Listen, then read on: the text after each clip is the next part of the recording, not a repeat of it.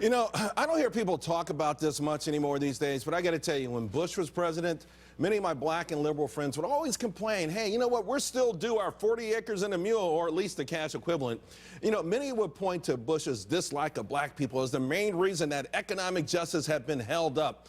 And I got to tell you something, my reply was always, if the president really hated black people, he or she, any of them, would actually pass out those kind of checks. Let's just say it was like $50,000, because I can tell you right now, 1 year later, overwhelmingly more people would be in debt, broke, families would be ripped apart. This has nothing to do with race and everything to do with human beings. Without the right kind of training and preparation, giant windfalls are more often than not completely squandered and they destroy. It's why more than half of all professional athletes in history have ended up financially bankrupt. So, but what though if the cash came in nice and steady, like in a nice slow stream, steady stream? I say it's still a disaster. Case in point, when the Supreme Court of the United States green-lighted casinos on Indian reservations, it was hailed as an economic godsend. Well, it's been anything but. As poverty has risen twice as fast at reservations that give this cash from casinos directly to the members than those that don't. In fact, here's a quote for you. These payments can be destructive because the more generous they become, the more people fall into the trap of not working. The problem is obvious, but those words sound better coming from a Native American like Ron Whitener. He's a law professor and happens to be a member of one of the tribes that's in deep, deep poverty because of this. So, Heatha, is this cash from casinos enabling Native Americans to go deeper into poverty? And how do we turn something like this? Because to me, it's become an elaborate welfare program, and I think it's backfired big time on them. I want to use the example of the Apache Gold Casino. This is in Arizona. Now, I'm from the Southwest, so this is really my domain. My father came over here, was a doctor on one of the I thought you were going to pull Elizabeth Warren and tell me you were, you know, Native American too. But no, I'm not Native American, no. Indian, but a different Indian.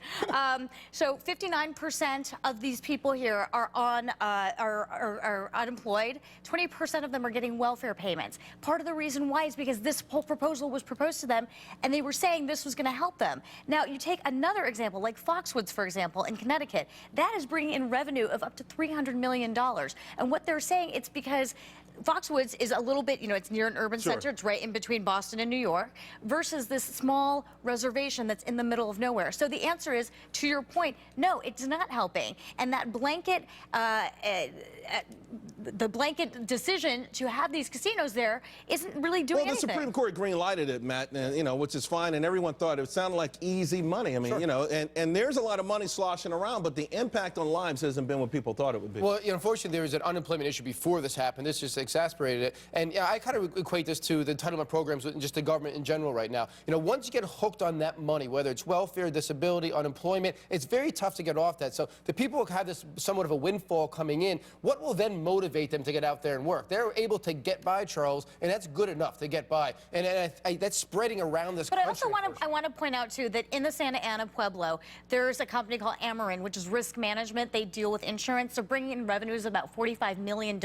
This is in New Mexico. So it's not just, okay, these casinos are the only money source and they're the only ones that are generating business. I mean, the bottom line People is, are generating businesses. Yeah, but the bottom line, though, I think, is that the rate, it's shocking to see the rate of poverty up 2-to-1 at the reservations that share the money versus the reservations that don't. That says something, and to Matt's point, it's not just there, but that makes a great case study.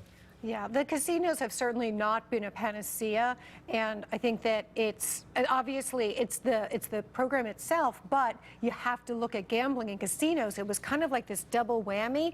You know, there was gambling allowed on all of the reservations, and now you have casinos everywhere. You have Atlantic City that's going to be hit by a storm tonight. In fact, that's closed half its casinos. But what do you think about now. human behavior, though? In other words, we had a State of the Union address last week that was all about more and more goodies. More and more goodies. You didn't have to break 1 ounce of extra sweat to qualify for any of the things the president talked about. It undermines the human beings, I think. I want to separate the two. On Charles, to your point, we're creating a cash flow or almost trust funds for generations of people who haven't learned yet how to deal with the cash, haven't learned how to deal with this money, and to a certain extent, I think it's thwarting their efforts to even get to work and start, you know, taking care of themselves. Right. The issue of whether casinos are good for communities, I'm to a certain extent against it. Unless there's a crowded airport or entertainment or crowded hotels, I think it's bad for the community. But the point about people getting this free money, I think it sets a very bad precedent for their future.